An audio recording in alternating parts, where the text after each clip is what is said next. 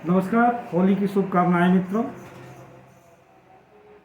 नए वर्ष की आइए आज हम होली को शुभकामना के साथ होली के ऐतिहासिक, सामाजिक, प्राकृतिक संदर्भ में चर्चा करते हैं।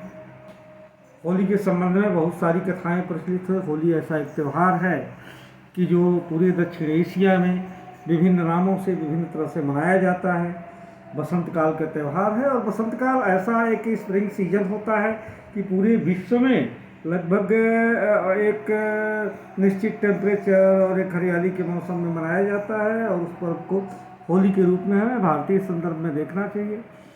होली मनाया जाता है। हमारा होली का नाम एक फगुआ भी है, जो खासकर हिंदी भाषी प्रदेश या भोजपुरी क्षेत्र में फगुआ के नाम से मनाया जाता है।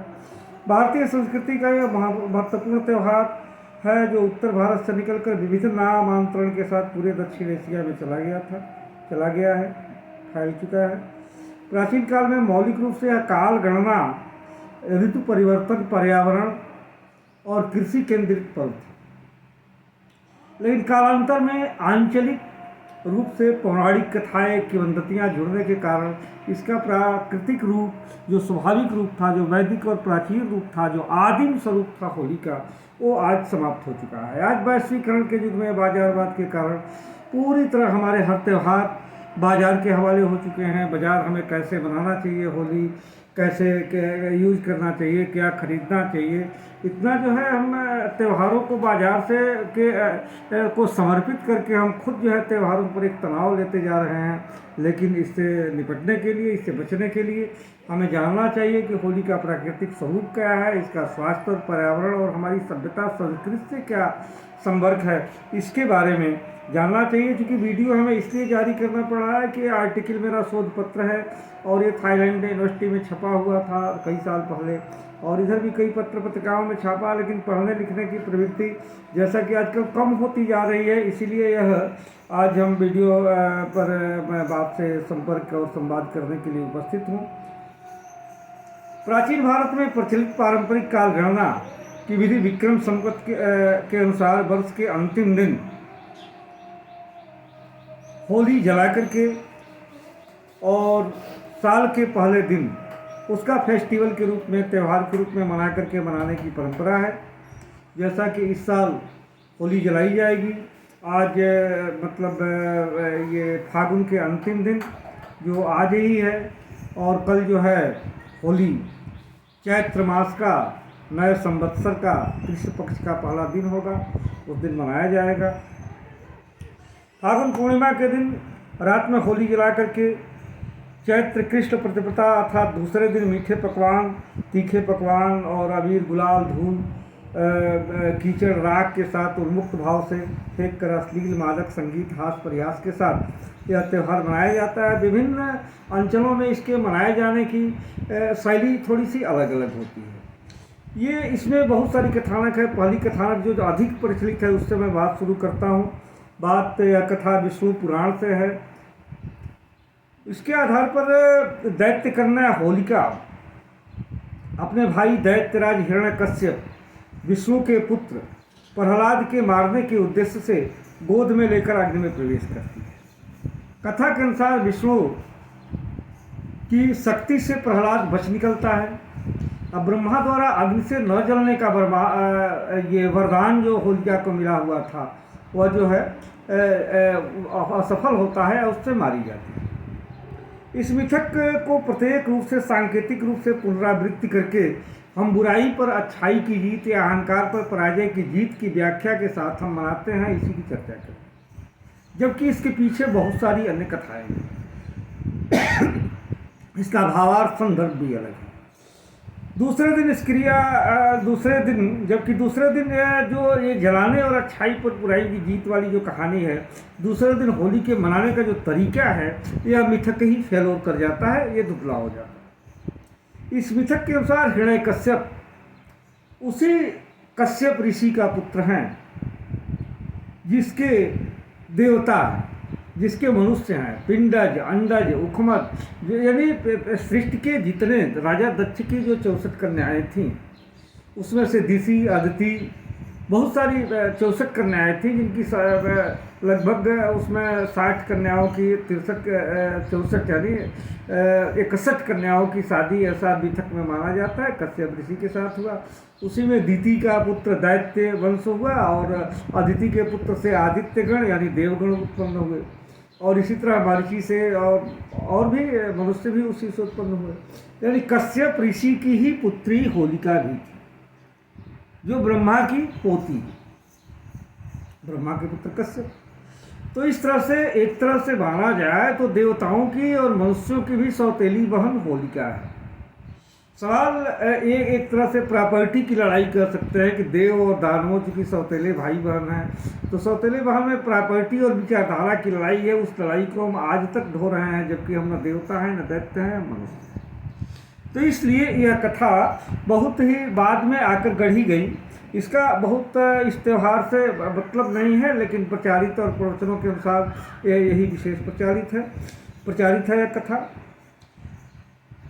होलिका के बाद के साथ उसमें दैत्य पुत्र जो है प्रहलाद, हिरण्यकश्यप के जो पुत्र थे, उनका अपहरण नारद जी ने किया था, उनके गर्भिणी माता का, और उन्हें जो है वैष्णव संप्रदाय यानी विष्णु के विचारधारा से उनका पालन पोषण किया गया, और वो जाकर के दैत्य कुल में देव कुल के अनुसार आचरण कर रहे थे, और यही पिता पुत्र का था। वही विचारधारा की लड़ाई में वह जो है यह कथा आती है। यानी मनोवैज्ञानिक रूप से है कि अगर जो गर्भिणी कन्या को, गर्भिणी स्त्री को अगर जिस माहौल में पालन पोषण दिया जाएगा, उस तरह के विचारधारा से उसका पुत्र उत्पन्न होगा।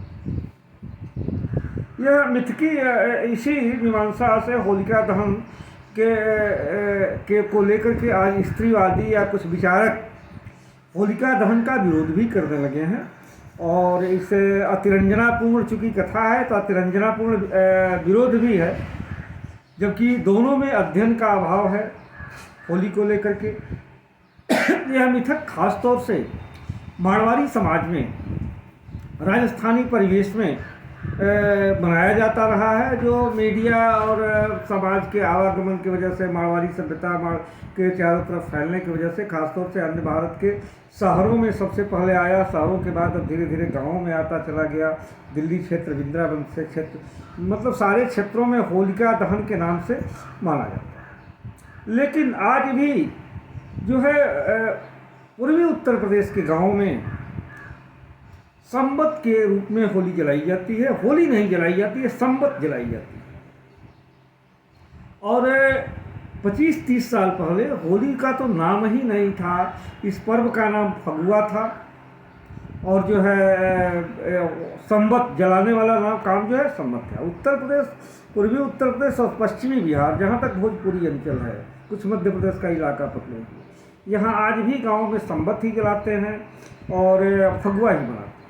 पुराणों में इस पर्व के संदर्भ में अन्य कथाएं भी मिलती है, जैसे शिव पार्वती की कथा है, जिसके अनुसार देवताओं द्वारा राजनीतिक उद्देश्य से अपने उद्देश्य से कामदेव को प्रेरित किया कि शिव का ध्यान भंग करके काम जागृत का प्रयास करें, जिससे वो विवाह करें, उनसे पुत्र हो, और वह पुत्र जो हमारा सेनापति बने, सेनापति बन करके वो दैत्यों के विरुद्ध लड़े। ध्यानस्थ शिव का जब कामदेव ने उन्हें काम से प्रेरित करना शुरू किया, तो उन्होंने तीसरा नेत्र खोल करके उसको जलाकर भस्म कर दिया, और काम के भस्म होने से परिणाम यह हुआ कि पूरी सृष्टि रुक गई। पुनः देवताओं को प्रॉब्लम होने लगी और सृष्टि को प्रॉब्लम होने लगी। तो फिर देवताओं ने सलाह दिया कि ऐसा कहे कि उनकी पत्नी रति को कि तुम जाकर माँ पार्वती की प्रार्थना करो, और प्रार्थना करने के बाद पार्वती प्रसन्न हुई, और उन्होंने शिव से गुजारिश किया और कहा, और शिव ने उसे वरदान दिया कि होलिकाष्टक के अंतिम दिन कामदेव को पुनर्जन्म प्राप्त होगा, और उसी दिन मदनोत्सव के रूप में होलिका पर्व, यह पर्व मनाया जाएगा, रंगों का पर्व मनाया जाएगा। तो शैव संप्रदाय के प्रभाव वाले जो क्षेत्र हैं, जैसे काशी है, इसी पृष्ठभूमि में काशी क्षेत्र में होली या श्मशान की होली, शिव की होली मनाने की परंपरा है। लेकिन आज वह भी जो है होली शब्द के व्यापकता की वजह से आज वहाँ भी श्मशान की होली मनाई जाती है, जबकि वहाँ होरी की बात होती है, होरी मनाए जाने की परंपरा रही है। वृंदावन क्षेत्र मथुरा क्षेत्र में कृष्ण से जुड़ी हुई एक कथा है कि ब्रज के अतिरिक्त कृष्ण भक्ति से प्रभावित सभी क्षेत्रों में यह कृष्ण की कथा के अनुसार ही होली मनाई जाती है। यह कथा है कि बाल्यकाल में कृष्ण को मारने के श्री कृष्ण के मारने के उद्देश्य से कंस की दूती पूतना ने विषाक्त दूध पिला दिया था, जिसके कारण उनका शरीर नीला पड़ गया। अब सारे बच्चों में खेलते खेलते इनका रंग अलग हो गया, तो जाकर अपनी माता से रोने लगे कि माँ मेरा रंग नीला है, बाकी लोग गोरे हैं, काले हैं, कैसे कैसे हैं, तो हमको चिढ़ाते हैं। तो इसको लेकर के क्या किया कि उन्होंने सारे बच्चों को बुला करके माता यशोदा ने नीले रंग का रंग और रंग बिरंगी कलर लेकर सारे बच्चों पर फेंक दिया, और सारे बच्चे एक रंग के दिखने लगे और एक खुशी हुई माहौल में, और श्री कृष्ण को भी प्रसन्नता हुई। तो इसलिए इस परंपरा को निभाते हुए मथुरा क्षेत्र में यह जो है होली ग्वाल बालों के साथ मनाने की प्रक्रिया है।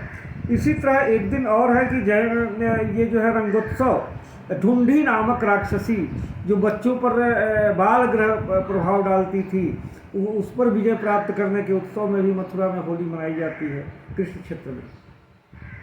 जैमिनी के इसके अलावा जैमिनी के पूर्व मीमांसा सूत्र की कथा इसमें गाये है। नारद सूत्र की भी कथा है। पुराण और भविष्य पुराण, कुमार संभव जैसे पुराणों ग्रंथों में भी, प्राचीन हस्तलिपियों में भी इस पर्व का उल्लेख मिलता है। विंध्य क्षेत्र में रामगढ़ स्थान में ईसा से 300 वर्ष पुराने अभिलेख में भी होली का उल्लेख मिलता है। शैवागम ग्रंथ जो आते हैं उसमें वर्ष क्रिया कौमुदी नाम से इस मदन महोत्सव पर्व का उल्लेख है, जिसके अनुसार प्रातःकाल प्रहर संगीत वाद्य अपशब्दों के साथ कीचड़ उछालकर इस उल्लास को हम मनाते हैं। इसलिए काशी के होली के मायने अलग हो जाते हैं। यहाँ शिव के श्मशान के चिता भस्म से होली खेलते हैं। हर्षदेव की रत्नावली में कामदेव का चित्र बनाकर उत्सव मनाने की परंपरा का भी उल्लेख मिलता है। कामसूत्र में इसे सुबसंतक पर्व के रूप में माना गया है। मैंने होली, एक होली के कितने नाम आ गए अभी हमारे शास्त्र में, खासतौर से उत्तर भारतीय।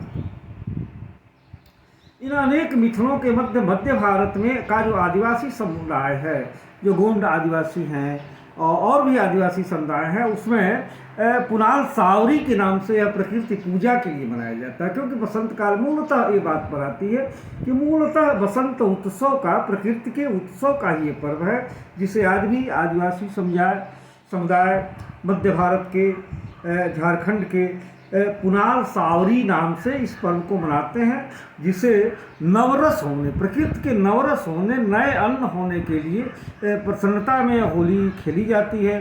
जैसे पेड़ पौधों में नए नए रंग बिरंगे फूल पत्तियां आती हैं, उसी तरह हम भी अपने जीवन में नए नए रंगों को फेंक करके एक दूसरे पर और प्रसन्नता मनाते हैं। आगे इसमें ठीक से अगर जो देखा जाए तो ये कृषि से का ही उत्सव है, और ये कृषि के उत्सव, खेती के उत्सव को ही पुनाल सावरी, पाड़वा पुनाली सावरी के नाम से, पाड़वा पुनाल सावरी के नाम से आज भी यह मूलतः अपने कृषि के पर्व के रूप में मनाया जाता है। यहाँ पलाश के फूलों से रंग बना करके होली खेली जाती है। सामूहिक रूप से गीत और नृत्य का आयोजन किया जाता है। इस दिन से नए वर्ष का आरंभ माना जाता है। वास्तव में इस पर्व का मौलिक स्वरूप इसे ही है जिसे आदिवासी समुदाय ने आज भी सुरक्षित किए है। यह तथ्य भारतीय कालगणना के विज्ञान की कसौटी पर 100% खड़ा उतरता है। भारतीय कालगणना विषय पर आए तो भारत में जो प्रचलित कालगणना विषय है उसे संवत के नाम से जाना जाता है। इसे संवत पंचांग कहते हैं। 5 अंग, मतलब उसमें 5 अंक का मतलब दिन, महीना, घड़ी, जो ये डिवाइडेड टाइम का जो इतने स्वरूप होते हैं, मापक होते हैं, 5 होते हैं, इसलिए पंचांग का। यहाँ ये 2 प्रकार के होते हैं, एक शक संवत और दूसरा विक्रम संवत। विक्रम संवत शक संवत से 135 वर्ष बाद आया, जिसका आधार शक संवत ही रहा। इसमें सूक्ष्म सुधार किया गया और शक के पूर्व कलयुग संवत, कृष्ण संवत, ऋषि संवत आदि प्रचलित थे। ऋषि संवत भारत का सबसे प्राचीन कैलेंडर माना जाता है। इसके होने का संकेत विक्रम संवत ईसा पूर्व 3076 वर्ष पहले तक का मिलता है। इसी गणना में पर्वों के उस समय ऋषि पंचांग में न दिन था, न पक्ष था, न मास था, कुछ नहीं। केवल प्रकृति के परिवर्तनों के जो पर्व होते हैं, पर्व का मतलब दो ऋतुओं, दो मौसमों के बीच का जो जोड़ होता है, उसे ऋषि पंचांग में पर्व कहा है। अब पर्वों के आधार पर ही जो है कालगणना मान लिया गया था। एक मोटा मोटी बात थी, जैसा मौसम बदलता है, जाड़ा के बाद बरसात, बरसात के बाद गर्मी, जो इनका ज्वाइंट है, जो जंक्शन है, जो संधि स्थल है, उसको जो है हम वहीं से गणना शुरू कर देते हैं। इसमें महीनों दिन का निर्धारण नहीं मिलता है, पर नक्षत्रों की गणना और मौसम परिवर्तन के संधिकाल का पता चलता है। दो मौसमों के संधिकाल को पर्व के रूप में मनाया जाता था, और प्राचीन काल में जो वर्षा के दृष्टिकोण से मात्र कृषि के दो ही मौसम हुआ करते, एक खरीफ यानी बरसात का मौसम, और दूसरा रबी यानी जो है गेहूं का मौसम, शीतकाल का मौसम। और चूंकि ग्रीष्म काल में धरती सूख जाती थी, पानी का अभाव हो जाता था, तो उसे कृषि के कैलेंडर में उसकी गणना ही नहीं की जाती। तो पहला पर्व जो है श्रावण के में, यानी काल गणना की शुरुआत सावन से शुरू होती है, फागुन तक खत्म हो जाती है। सावन में बरसात की कृषि का मौसम, और रबी की फसल का अंतिम मौसम जो है ये आपका फागुन हो गया। तो फागुन पूर्णिमा को कृषि कार्य का समापन मान लिया जाता था, और गेहूं कट जाते थे, मटर कट जाती थी, चना कट जाता था, और ये खत्म होने के बाद जब घर में फसल आई तो प्रसन्नता हुई, और उस प्रसन्नता में रंग बिरंगी गीत गाना नाच के साथ जो है हम अपना उत्सव मनाया करते थे। शक और संपत्ति के लिए गणना में सूर्य और चंद्रमा दोनों का के गति का प्रयोग बाद में आगे चलकर किया जाने लगा। 11 दिन 3 घंटे 48 मिनट जो है जो चंद्र की चाल से, चंद्र कैलेंडर से, सूर्य कैलेंडर से चंद्र कैलेंडर कम हो। इसी को पूर्ण करने के लिए संवत कैलेंडर में अधिमास की व्यवस्था की गई है। सूर्य के परिक्रमण में 12 तारा मंडलों से धरती गुजरती है, और इन्हीं राशियों को के आधार पर हम काल गणना में मौसम का निर्धारण करते हैं।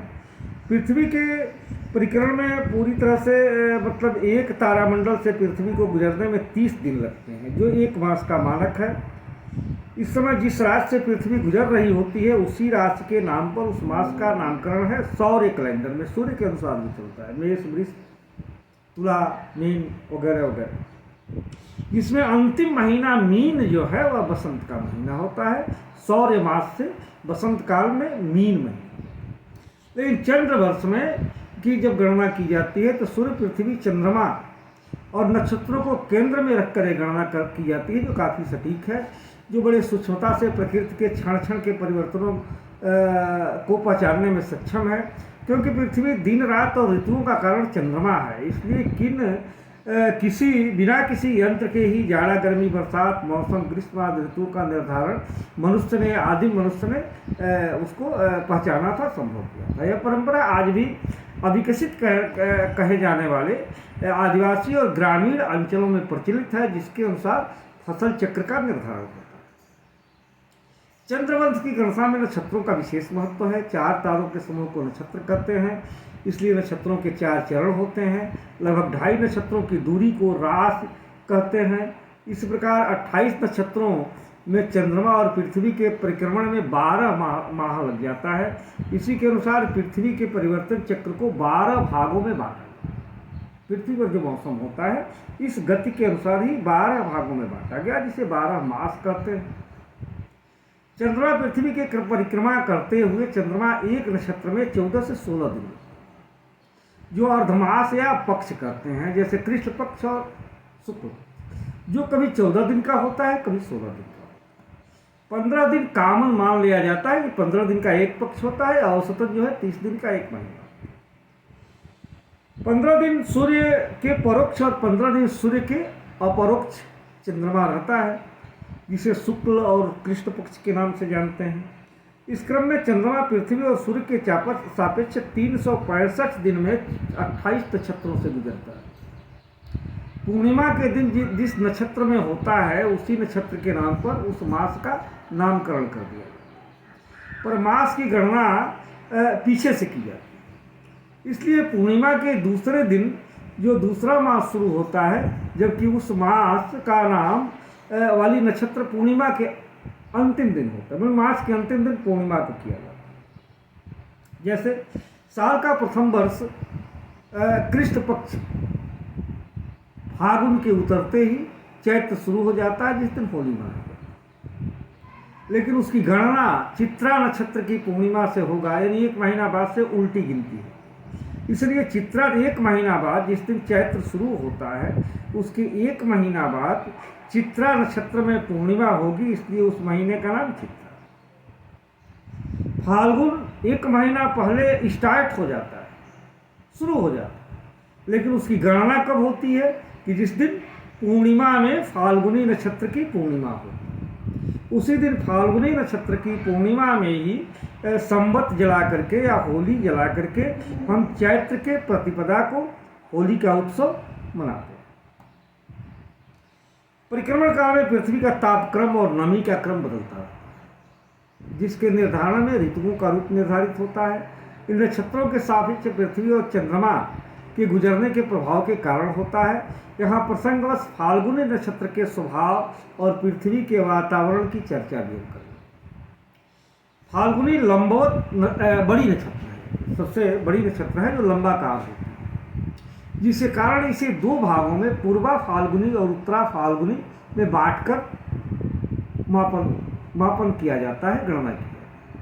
सतपथ ब्राह्मण में फाल्गुनी को 2 तारों का नक्षत्र का माना है, जिसे अर्जुनी भी कहते हैं। इसका उल्लेख ऋग्वेद 18, 20, 13 के अंतर्गत आया। फाल्गुनी का शाब्दिक अर्थ और भाव देखा जाए तो संस्कृत में फाल्गुन का तात्पर्य पूर्णतः पीला रंग है। पूर्वा फाल्गुनी राशि चक्र 123/30 और 146/40 अंश के विस्तार क्षेत्र पूर्वा फाल्गुनी नक्षत्र कहलाता है। 146/40 से 160/0 अंश के विस्तार क्षेत्र को उत्तरा फाल्गुनी। पूर्वा फाल्गुनी नक्षत्र का देवता भग नामक सूर्य है, स्वामी शुक्र है, रास सिंह है और भारतीय खगोल के अनुसार 11वां उग्र संख्यक ग्रह, जिसमें केवल 2 तारे। उत्तरा फाल्गुनी का सूर्य अरमना है, अरेमा है। ये संरक्षण, सहायता, अनुग्रह, श्रेय के देवता हैं। इस लक्षण से को पूर्ण रूप से वर्णन किया जाए तो फाल्गुनी नक्षत्र में प्रभावित फाल्गुन मास का सूर्य रक्त पित्ताभ यानी ललछौहा लिए हुए पीला रंग का हो जाता है, यानी तापक्रम बढ़ जाता है। उसकी ऐसी किरणें पृथ्वी पर पड़ती हैं जो एक निश्चित टेम्परेचर जो मनुष्य के शरीर के अनुकूल होती हैं, वनस्पतियों के अनुकूल होते हैं, उनमें नए पत्ते आते हैं, उसमें सृजनता बढ़ती है। और इसलिए जो है इस मास को, फाल्गुन मास को शक्ति और काम ऊर्जा का मास मानते हैं, क्योंकि सृजन का मास होता है प्रकृति के लिए। पृथ्वी का वातावरण सौंदर्य के शिखर पर इस समय चला जाता है, जो भुक्त न होने के कारण दैहिक, मानसिक, सामाजिक विकारों का कारण बन जाता है, जिसमें एडजस्ट नहीं हो पाता है आदमी। उसके विरेचन के लिए, वह उन भावों को निकालने के लिए आनंदपूर्ण मौखिक अभिव्यक्ति में उस श्रृंखलता के स्तर पर जाकर गीत, संगीत, शब्द अपशब्द के माध्यम से उन्मुक्त होकर के यह परंपरा विकसित हो गई।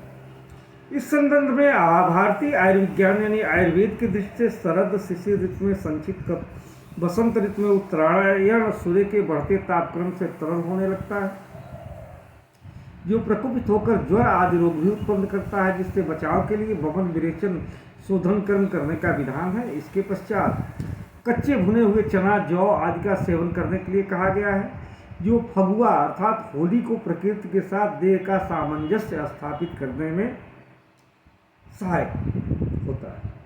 वमन, विरेचन, शोधन कर्म भी आवश्यक है। इसके लिए शरीर के साथ मन के विरेचन के लिए शरीर का विरेचन तो हो जाता है औषधियों से, वमन हो गया, लेकिन तो मन का विरेचन कैसे हो, इसके लिए होली का पर्व महत्वपूर्ण हो जाता है। मन में जो गुबार है, ईर्ष्या है, द्वेष है, गा करके, नाच करके, उछल करके, कूद करके, कीचड़ फेंक करके, रंग रंग फेंक करके, एक दूसरे पर मन का गालियाँ दे करके भी मन का गुबार निकालने की जो ये प्रथा है, वास्तव में बड़ी सुंदर प्रथा है। ये प्रथा आजकल के भौतिक जीवन में तनावों से मुक्त होने के लिए साल में नहीं, प्रति माह एक होली मनाए जाने की जरूरत होती है, महसूस हो रही है। इस प्रकार हम कुंठा से मुक्त होते हैं। मौलिक रूप से फगुआ या मौलिक रूप से हम जो है इसको वसंतोत्सव कहना उचित लगता है। काल गणना के अलावा कृषि की दृष्टि से यह पर्व एक वर्ष चक्र पूरा होता है, जैसे गुजरते साल, और कृषि चक्र की पूर्णता का उत्सव प्रकृति के रंगीनगी के साथ होने लगता है। यह आदिम त्यौहार है जो समय समय पर विविध पौराणिक मिथकों कथाओं के साथ अर्थ और नाम बदलने के बावजूद भोजपुरी जनपदों में मौलिक रूप से मनाया जाता है। गाँवों में, पूरे देश के गाँवों में, पूरे देश नहीं मतलब हिंदी भाषी जहाँ तक ये संस्कृति है, इस संस्कृति में मनाया जाता है। गाँव में आज भी होलिका के बजाय सम्मत जलाने की परंपरा है, जिसमें बसंत पंचमी के दिन हरे बांस में एरंड के पेड़ में तीसी और जौ का पौधा बांध करके एक गड्ढा खोद करके सुपारी और पान के पत्ती को लगा करके उसमें बांस गाड़ दिया जाता है। इसी दिन से फगुआ गायन, होली के गीत शुरू हो जाते हैं और अंतिम दिन पूर्णिमा तक चलता है। इसी दिन इसको जला करके घर घर से हम लकड़ियाँ मांगते हैं, लाते हैं, बच्चे मांग करके गीत गाते हैं और उसके बाद से जो है होली जलाया जाता है। यह क्रम अंतिम दिन जब बीत जाता है तो होली के दूसरे दिन फगुआ के बाद चैता गायन शुरू हो जाता है। कुल मिलाकर ये भारतीय संस्कृति और ये पर्व जो है मौसम और एक संस्कृति और काल गणना से जुड़ा हुआ पर्व है। यहाँ उल्लेखनीय है कि विक्रम संवत के अनुसार मास की गणना कृष्ण पक्ष प्रतिपदा से होती थी, जबकि संवत में शुक्ल पक्ष प्रतिपदा से करने की परंपरा बाद में विकसित हुई। ऋषि पंचांग में चैत्र कृष्ण प्रतिपदा से ही संवत आरंभ होता है, क्योंकि संवत का अंतिम दिन फाल्गुन पूर्णिमा है, तो स्वाभाविक है चैत्र कृष्ण से ही नववर्ष मनाने की प्राचीन परंपरा रही। और एक तरह से होली जो है या फगुआ जो है या पुराण सावरी जो है एक नववर्ष का ही पर्व है। इससे स्पष्ट रूप में समझा जा सकता है इस तरह है कि पुराना पर्व जैसे मान लीजिए कि 2075 पूर्णिमा 2019 को संवत जलने का दिन बीत गया, तो 21 मार्च को नव संवत 76 शुरू होता है। इस दिन प्रतिपदा हुआ, अब प्रतिपदा को हम होली फगुआ मनाए। इस प्रकार संवत पूर्णता का दिन, नए वर्ष के आरंभ होने का उत्सव है। वैदिक काल के पूर्व से मनाया जाता है। प्राक वैदिक, इसे कह दीजिए कि वेद के पूर्व प्राक वैदिक पर्व है यह होली या बसंतोत्सव। कालांतर में राष्ट्रीय पंचांग भी आया, जिसमें भी इस पर्व को महत्व दिया गया। होली पर्व के पीछे वैदिक सूत्र भी एक मिलते हैं। विद्वानों के अनुसार होला शब्द अर्थात होलहा अधपका अन्न लेकर के और देवों और पितरों के अर्पित करने का दिन प्राचीन काल में था, और प्राचीन काल के बाद इसका नाम होरहा से होली भी पड़ा। इसका मतलब ये जरूरी नहीं है कि होलिका दहन से ही यह पर्व शुरू होता है, नाम कहा जाता है, इसके पहले से भी होली नाम है। और इसी आधार पर पंजाब में इसे लोग होला मोहल्ला के नाम से भी मनाते हैं। उड़ीसा, बंगाल, असम में यह पर्व राधा कृष्ण की झांकी निकाल कर मनाई जाती है। अबीरबद्ध संग उत्सव मनाया जाता है, जिसे डोल यात्रा कहते हैं। यहाँ भी यह त्यौहार 2 दिनों तक मनाया जाता है। पहले दिन होली के महत्वपूर्ण अनुष्ठान के रूप में मिट्टी की झोपड़ी जलाते हैं। मणिपुर में योसंग के रूप में होली मनाने की परंपरा है, नववर्ष मनाने की परंपरा है। महाराष्ट्र में चैत्र कृष्ण पंचमी को रंग पंचमी के नाम से होली मनाई जाती है। गोवा में सिंगवो के नाम से मनाई जाती है। और यहाँ पर मद्य और मांसाहार का प्रयोग होता है। और इसी महीने में मिजोरम में चपचार नामक उत्सव मनाया जाता है। चपचार कूट उसे कहते हैं, जो बसंत उत्सव है। तमिलनाडु में कमन पोड्डई के नाम से होली मनाई जाती है। इसके आधार पर श्री पार्वती कामदेव की कथा है। केरल में मुजुर उक्कुली के नाम से शांतिप्रिय तरीके से होली मनाई जाती है। कश्मीर, हिमाचल में शैव मिथकों द्वारा त्यौहार मनाया जाता है। इस क्रम में नेपाल में फागुन पाह या फागुन पूर्णिमा मनाने की परंपरा है। सुप्रसिद्ध मुस्लिम पर्यटक अल-बरूनी ने भी ऐतिहासिक यात्रा के स्मरण में होलिकोत्सव का वर्णन किया है। भारत के अनेक मुस्लिम कवियों ने अपनी रचनाओं में इस बात का उल्लेख किया है, होलिकोत्सव केवल हिंदू की नहीं मुसलमान भी मनाते हैं। सबसे प्रामाणिक मुगल इतिहास की तस्वीरें हैं अकबर का जोधाबाई के साथ, जहांगीर का नूरजहां के साथ होली खेलने का वर्णन भी मिलता है, चित्र भी मिलते हैं। अलवर संग्रहालय में के चित्र में जहांगीर की होली खेलते हुए, जहांगीर को होली खोलते हुए दिखाया गया है। शाहजहां के समय में भी होली खेलने का मुगलिया अंदाज बदल गया। इतिहास में वर्णन है कि शाहजहां के ज़माने में होली ईद गुलाबी या आब पासी रंगों की बौछार के रूप में मनाया जाता था। अंतिम बादशाह बहादुर शाह जफर के बारे में तो प्रसिद्ध है कि होली के पर उनके मंत्री उन्हें रंग लगाना जाया करते थे। या मध्ययुगीन हिंदी साहित्य में दर्शित कृष्ण की लीलाओं में तो होली की अद्भुत वर्णन मिलता है। इसके अतिरिक्त प्राचीन कलाकृतियों, भित्ति चित्रों, मंदिरों के दीवारों पर इस उत्सव के चित्र मिलते हैं। विजयनगर की राजधानी हम्पी की 16वीं शताब्दी में एक कैनवस पर होली के आनंददायक चित्र उकेरा गया है मिलता है। इस चित्र में राजकुमारियों के साथ, दासियों के साथ, पिचकारी के साथ होली खेल रही हैं। रंग पे लगाया गया। 16वीं शताब्दी में अहमदनगर में एक चित्र में विषय वसंत रागिनी है। इस चित्र में राज परिवार के एक दंपति बागीचे में झूला झूलते हुए दिखाए। साथ ही अनेक सेविकाएं नृत्य और रंग खेलने में व्यस्त हैं, एक दूसरे पर पिचकारियों से रंग डाल रही हैं। मध्यकालीन भारतीय मंदिरों के भित्ति चित्रों, आकृतियों में होली के सजीव चित्र देखे जा सकते हैं। उदाहरण के लिए 17वीं शताब्दी में मेवाड़ में एक कलाकृति महाराणा प्रताप के दरबारियों के साथ चित्रित किया गया है। शासक कुछ लोगों को उपहार में दे रहे हैं, नृत्यांगनाएं नृत्य कर रही हैं। इन सबके मध्य एक कुंड रखा हुआ है, बूंदी से भरा हुआ। इस लघु चित्र में राजा हाथी के दांत के सिंहासन पर बैठा दिखाया गया है। इसके गालों पर महिलाएं गुलाल मल रही हैं। इस प्रकार बसंत ऋतु का उत्सव भारतीय नहीं पूरे दक्षिण एशिया में कला, साहित्य, संस्कृति, संगीत, वास्तु, व्यापार का अभिन्न साथ छोड़ता है। प्रकृति के परिवर्तन स्वरूप के साथ तादात्म्य स्थापित करने का यह उत्सव कालांतर में अनेक किंवदंतियों, मिथकों और बाजार से रूपांतरित होकर अपनी मौलिकता को खोते हुए होली को हुड़दंग के स्तर पर ला दिया है। जबकि वर्तमान में पर्यावरण और मानसिक संतुलन के बढ़ते खतरे को देखते हुए इस पर्व का मौलिक स्वरूप अत्यंत प्रासंगिक हो जाता है।